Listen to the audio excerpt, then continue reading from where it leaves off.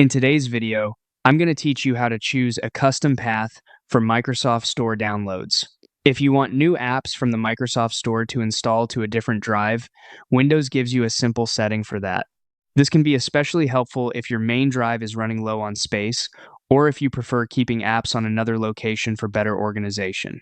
To get started, open Windows Settings by pressing the Windows key and I on your keyboard at the same time.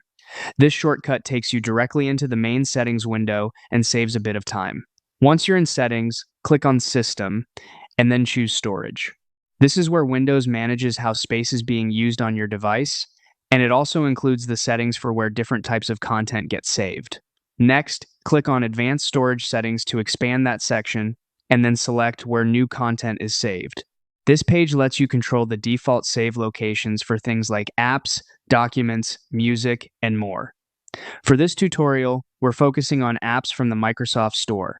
Now look for the drop-down menu under New Apps will Save To. Click that drop-down and choose your preferred drive letter from the list. For me, I don't have another drive, so I don't have a choice. If you do see multiple drives, just pick the one you want Windows to use going forward for new app installations.